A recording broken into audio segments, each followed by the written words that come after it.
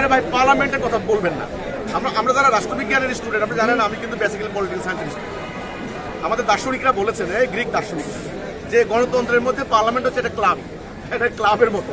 তো এখানে সরকারি দল বিরোধী দল নানান কথা হয়। পার্থ তিনি জামাতকে উদ্দেশ্য করে যে কথা বলেছেন সেটা ওনার রাজনৈতিক ভিউ পয়েন্টের কথা, কাজে আমার এই ধরনের কোনো কথা থাকবে না। আমি খালি জামাতের সাথে জামাতের ব্যাপারে যদি আমাকে আপনি প্রশ্ন করেন, আমি এখানে উত্তরটা দিব একটা জায়গায়, সেটা ওনারা যদি ইসলাম চান, আসলে সত্যিকার ইসলাম, তাহলে ইসলাম প্রতিষ্ঠার আল্লাহ রসুলের দেওয়া প্রক্রিয়া অনুসরণ করতে হবে, না হলে কিন্তু ইসলাম প্রতিষ্ঠা হবে না।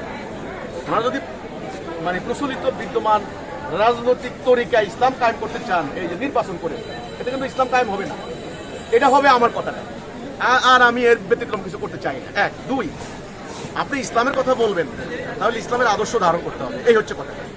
হ্যাঁ, প্রচলিত এই যে ধাপ্পাবাজের রাজনীতি, ছলনার রাজনীতি বা স্বার্থের রাজনীতি, যাই বলি না কেন, এটার ভিতরে যদি আপনি ইসলামকে ঢুকান, তাহলে কিন্তু ভেজাল হয়ে যাবে, অর্থাৎ শিরিক, কুফর আর তাওহীদ একাকার হয়ে যাবে, আল্লাহর সাহায্য আসবে না।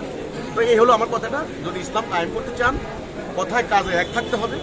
আমি 40 বছর আগে যে কথা বলেছি, এখনও সে কথায় আমাকে থাকতে হবে, এবং হাসরের দিনেও আমাকে সেই কথার জন্য জবাব করতে হবে।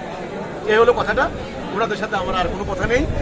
আন্দালিব তিনি যে কথাটা বলেছেন একজন এমপি হিসেবে, পার্লামেন্টে বিরোধী দলকে নানান ধরনের ঘায়েল করার জন্য আরও কত ধরনের খুব চটকদার কথা বলে, কারণ গণতন্ত্রের মধ্যে যার গলার জোর বেশি তার ভোট বেশি, এটাই নিয়ম। গণতন্ত্রে কি, যার গলার জোর বেশি তার ভোট বেশি, এটাই হলো গণতন্ত্রের নিয়ম। ইসলামের মধ্যে এটা না। ইসলাম হলো আল্লাহ যেটা বলেছেন এটাই সত্য, আল্লাহ যেটা হারাম করেছেন ওটা হারাম, সবসময় প্রহিবিটেড থাকে, এটা হলো ইসলাম।